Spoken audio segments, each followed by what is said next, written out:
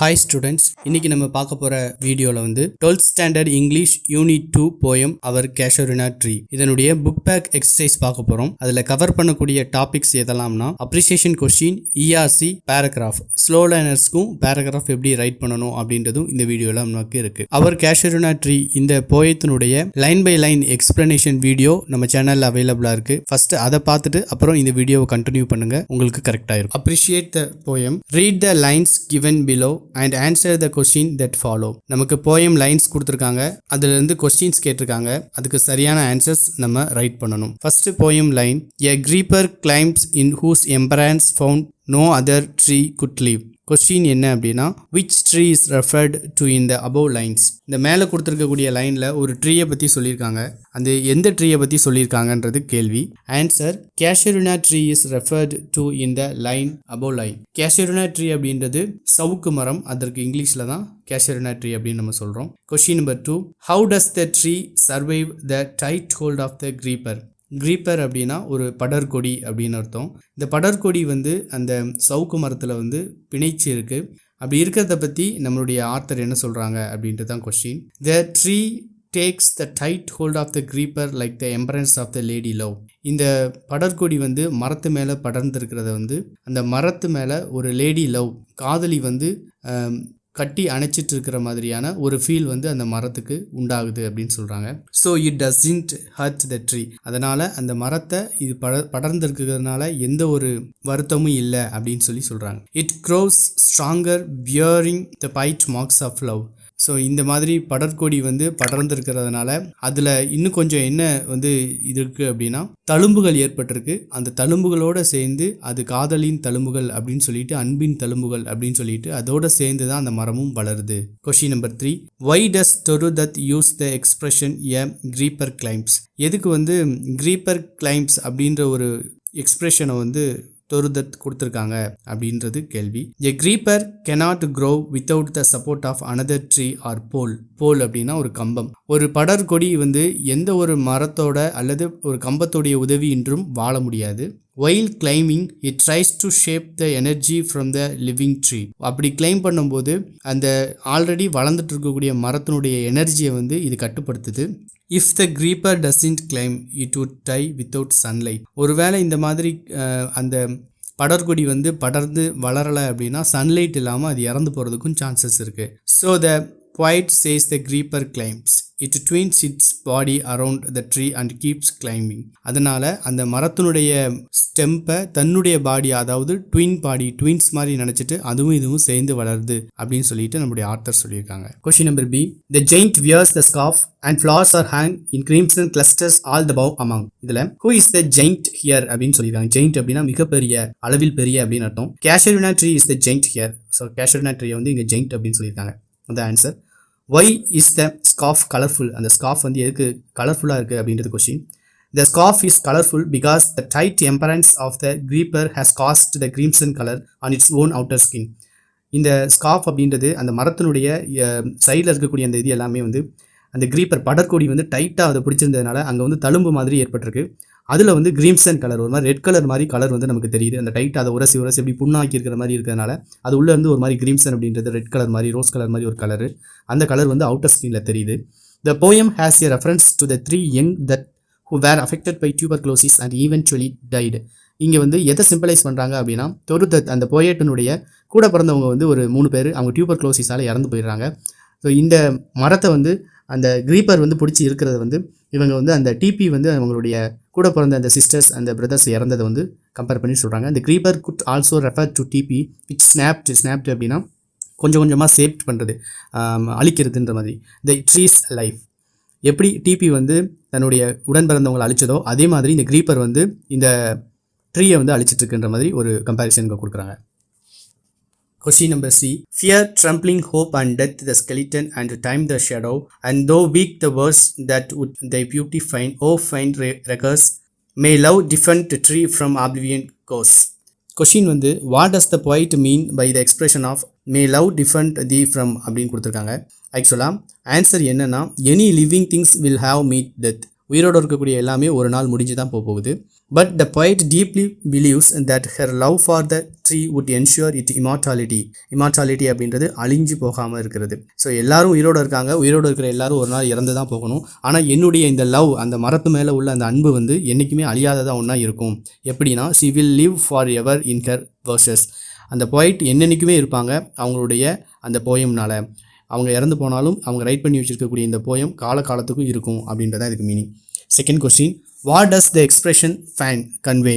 Fan அப்படின்றது eagerly, ரொம்ப இன்ட்ரெஸ்டாக, உவகையோட அப்படின்னு அர்த்தம். Question number 3, what does the poet convey through the expression fear trembling hope? எதுக்காக ஃபியர் ட்ரம்பிளிங் ஹோப் அப்படின்றது வந்து இருக்குன்றது question. Fear and trembling hope mean the fear of lacking death. டெத்தை பார்த்து நம்ம பயந்து ஒதுங்கி ஒரு மாதிரி வந்து பயப்படுறதை தான் சொல்லியிருக்காங்க. Is that death may not attack near future? ஒருவேளை அப்படி டெத்து வந்து நமக்கு இருக்குன்னு தெரிஞ்சாலும் அது நியர் ஃபியூச்சர், நாளைக்கோ இல்லை இந்த மாதமோ வந்துடாது, அதுக்குன்னு ரொம்ப நாள் இருக்குன்ற மாதிரி நாமளே வந்து ஒரு பயம் இருந்தாலும் டெத்தை பார்த்து ஒரு மாதிரி ஒதுங்கி நடுங்கி போய் இருக்கிறது அப்படின்ற மீனிங்கில் இங்கே கொடுத்துருக்காங்க. நெக்ஸ்ட் எக்ஸசைஸ் நமக்கு வந்து ERC, அதாவது explain the following lines with the reference to the context. Context அப்படின்றது டெக்ஸ்டுவல் மீனிங்கில் வந்து நம்ம இதை எக்ஸ்பிளைன் பண்ணணும். போயம் லைன் கொடுத்துருப்பாங்க, அதோடைய ரெஃபரன்ஸ், கான்டெக்ஸ்ட், எக்ஸ்ப்ளனேஷன் நம்ம கொடுக்கணும். Dear is the கேஷரினா to my soul அப்படின்றது poem line.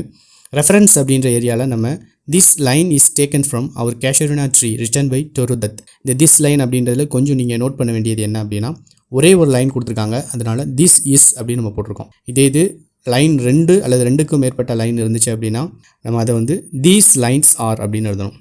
These lines R அப்படின்னு எழுதணும், மறந்துடக்கூடாது. அப்படி எழுதுனா கிராமட்டிக்கல் மிஸ்டேக் ஆகிடும் நமக்கு. இப்போ இந்த லைன்ஸ் வந்து this lines is taken from our Casuarina tree written by டொருதத். இந்த போயினுடைய ஃபுல் டைட்டில் எழுதியிருக்கணும், அதை ரைட் பண்ணவங்களுடைய நேம் கரெக்டாக நம்ம ரைட் பண்ணியிருக்கணும். ஸோ இதனுடைய கான்டெக்ஸ்ட் மீனிங் என்னென்னா, த poet wants to express how important the tree is for her. இந்த ட்ரீ வந்து poetக்கு எந்த அளவுக்கு இம்பார்ட்டன்ட் அப்படின்றத பற்றி இந்த லைன் சொல்லுது. Explanation, the poet feels that the tree is dear to her not for it's கேலண்ட் appearance. கேலண்ட் அப்படின்றது ஒரு கம்பீரமான ஒரு தோற்றம். அந்த கம்பீரமான தோற்றத்துக்காக நான் ஒன்றும் கேஷரினா ட்ரீயை வந்து நான் வந்து ப்ரைஸ் பண்ணலை.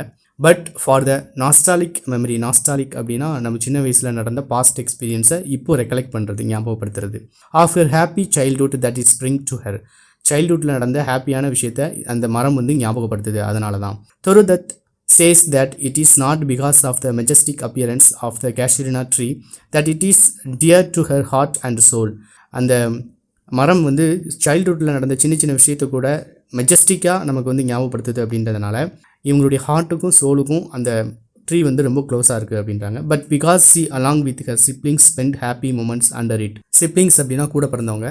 ஸோ இந்த மரத்துக்கு அடியில் தான் அவங்க சைல்ட்ஹுட்டில் அவங்க கூட இந்த சின்ன பசங்களோட விளையாண்டுருப்பாங்க. அந்த மொமெண்ட், ஹாப்பி மூமெண்ட்ஸ் எல்லாமே இந்த ட்ரீயை பார்க்கும்போது இவங்களுக்கு ஞாபகம் வருது அப்படின்னு சொல்லியிருக்காங்க.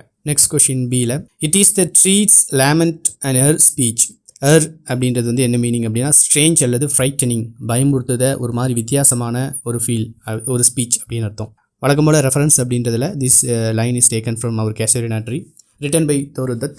இதனுடைய கான்டெக்ஸ்ட் மீனிங் என்னென்னா, த poet imagines that she hears a murmur which is the lament of the tree. poet எப்படி இமேஜின் பண்ணுறாங்கன்னா, அந்த ட்ரீ வந்து ஒரு மாதிரி லேமெண்ட்னா கவலையில், வருத்தத்தில் ஒரு மாதிரி ஒப்பாரி வைக்கிறது, புலம்புறது, இந்த மீனிங்கில் வரும். அந்த ட்ரீ வந்து புலம்புறது இவங்களுக்கு கேட்குதான், அதை தான் இவங்க இந்த லைனில் சொல்லியிருக்காங்க. அதோடைய explanation, the poet feels that the tree is dear to her not for the gallant appearance but for the nostalgic memories of the happy childhood that it bring to her. இது வந்து ஏற்கனவே நம்ம போனதில் பார்த்தது தான். poet வந்து இது வந்து ஒரு பெரிய கம்பீரமான தோற்றம் அளிக்கிறதுனால இதை ப்ரைஸ் பண்ணல, இவங்களுடைய சைல்ட்ஹுட் மெமரிஸை வந்து ரிகலெக்ட் பண்ணுறதுனால தான் இந்த மரத்தை வந்து ப்ரைஸ் பண்ணுறாங்க. The poet lament the loss of loved one. She already imagines consolation for such a loss. She alludes to an unknown land that is nevertheless well known to the eye of faith.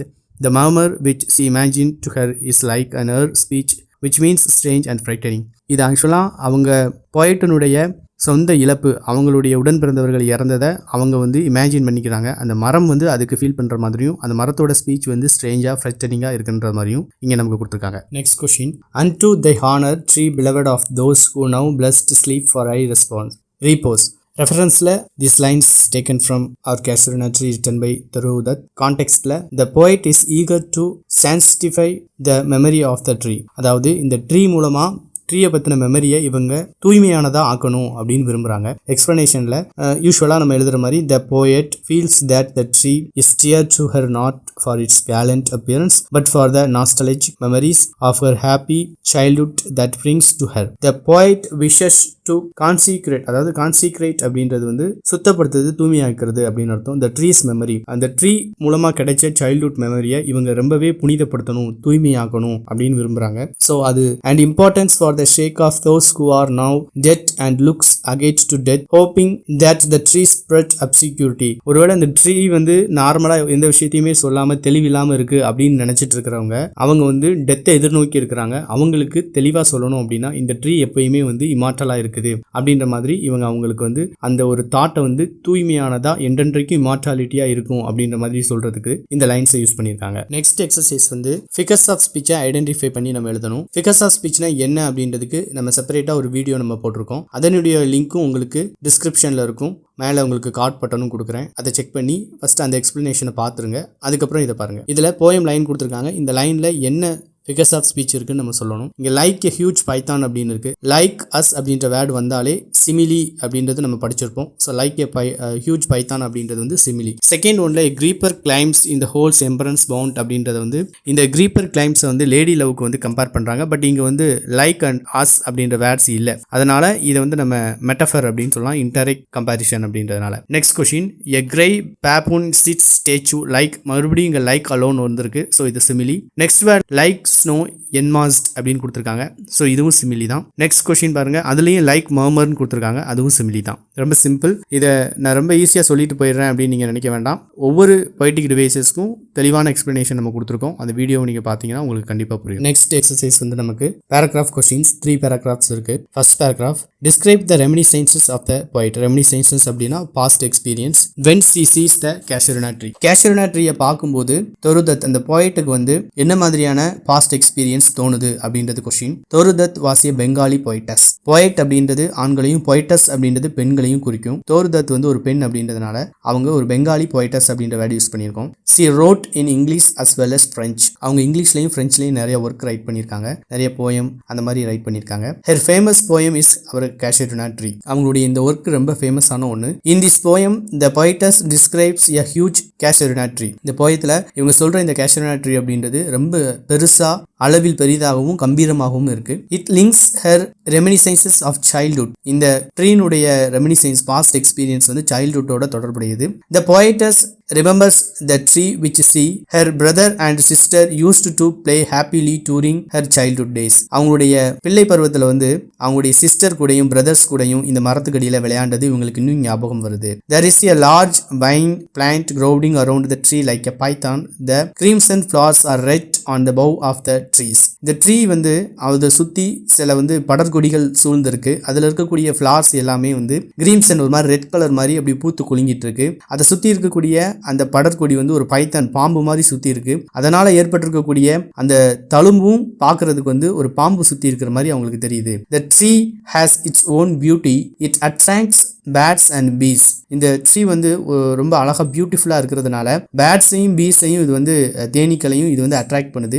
Even at night the tree is full of sounds of bats and insects. இந்த tree வந்து night ஃபுல்லாக ஒரே சவுண்டாக கேட்டுட்டு இருக்கு. ஏன் அப்படின்னா அந்த ட்ரீல இருக்கக்கூடிய பறவைகளும் இந்த ட்ரீல இருக்கக்கூடிய சின்ன சின்ன பூச்சிகளும் இரவு முழுக்க இந்த ஒளிய சத்தத்தை ஏற்படுத்திக்கிட்டே இருக்கு அப்படின்னு சொல்லியிருக்காங்க. ஸோ இந்த என்டையர் போயம்ல வந்து Casuarina ட்ரீயை பற்றி இந்த மாதிரியான எக்ஸ்பிளனேஷன் டிஸ்கிரிப்ஷன் இருக்குது. Second paragraph, how does the nature communicate with the poet. எப்படி நேச்சர் வந்து இந்த போயட்டோட தொடர்பு கொண்டிருக்கு, இந்த போயட் எப்படி நேச்சரை வர்ணிக்காங்க இந்த போயத்தில் அப்படின்றது தான் question. தொருதத் was a Bengali போய்டஸ். She road in English as well as French. Her famous poem is our Casuarina tree. In this poem, the poetess describes a huge Casuarina tree. Already the last paragraphல நம்ம explain பண்ணிருப்போம். Same points இங்க கொஞ்சம் நம்ம எழுதிக்கலாம். It links her reminiscence of childhood. The poetess is a keen observer of nature. நம்மளுடைய இந்த poetess வந்து நேச்சரை வந்து ரொம்ப துல்லியமா அப்சர்வ் பண்றாங்க, கவனிக்கிறாங்க, ரசிக்காங்க.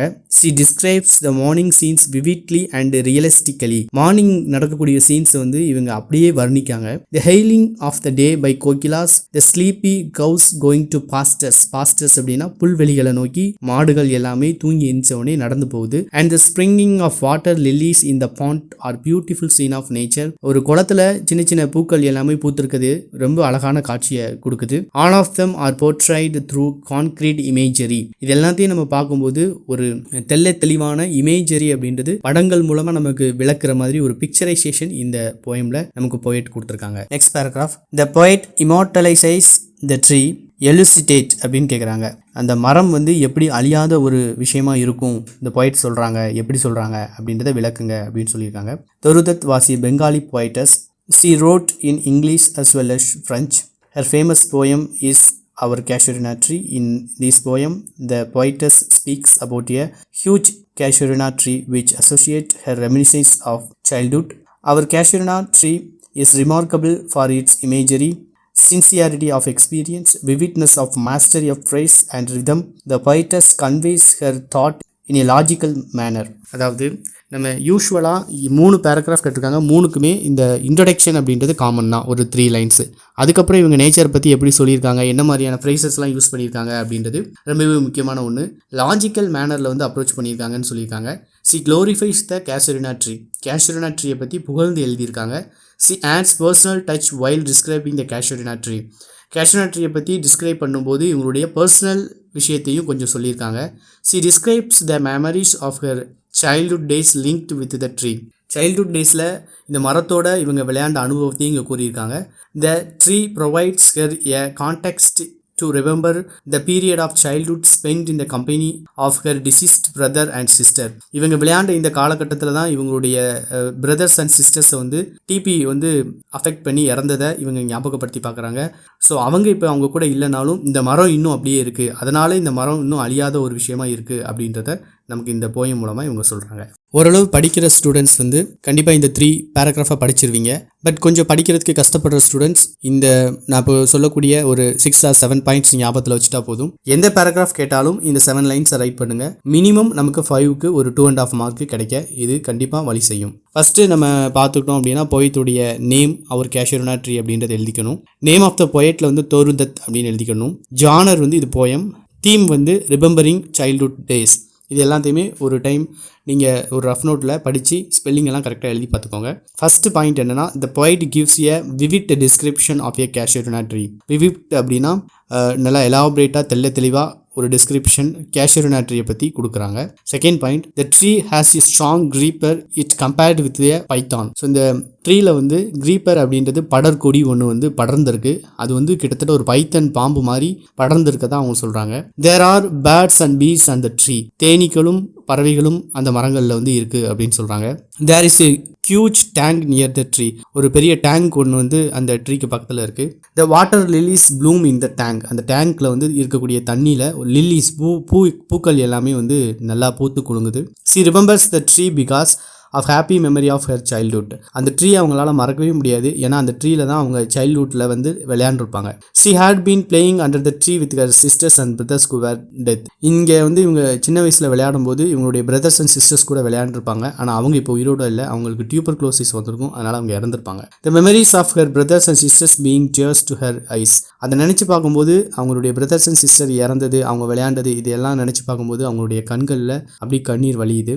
She hopes that the tree will be remembered forever as the yew trees of borrowed tale in Wordsworth are still remembered. She wants consecrate the tree. The treeனுடைய இந்த ரிமெம்பரன்ஸ், இந்த ஞாபகார்த்தங்கள், இந்த நினைவுகள், இது எல்லாத்தையுமே இவங்க புனிதமாக நினைக்கிறாங்க, புனிதப்படுத்தணும்னு நினைக்கிறாங்க. இதுக்காக ஒரு போயம் ரைட் பண்ணுறாங்க. இந்த போயம் என்றென்றும் அழிவில்லாமல் இருக்கும். இந்த போயம் அழிவில்லாமல் இருக்கிறதுனால இந்த போயத்தை எழுதிய நானும் இந்த மரமும் என்றைக்கும் அழியாமல் இருக்கும் அப்படின்னு சொல்லியிருக்காங்க. ஸோ ஃப்ரெண்ட்ஸ், இந்த வீடியோவில் நம்ம வந்து 12th ஸ்டாண்டர்டுடைய போயத்தோட புக் பேக் எக்ஸசைஸ் பார்த்துருப்போம். கண்டிப்பாக உங்களுக்கு 6 யூனிட்டுக்கும் புக் பேக் எக்ஸசைஸ் கண்டினியூஸாக போடுறேன். நிறையா ஸ்டூடெண்ட்ஸ் கேட்குறீங்க. ஸோ கண்டிப்பாக உங்களுக்கு அடுத்தடுத்து வீடியோஸ் வந்துட்டுருக்கு. சேனல் சப்ஸ்கிரைப் பண்ணலாம், சப்ஸ்கிரைப் பண்ணிக்கோங்க. உங்கள் மற்ற ஃப்ரெண்ட்ஸுக்கும் ஷேர் பண்ணுங்கள். இந்த வீடியோ பிடிச்சிருந்தது அப்படின்னா ஒரு லைக் பண்ணுங்கள். மீண்டும் அடுத்த பயனுள்ள வீடியோவில் சந்திக்கிறேன்.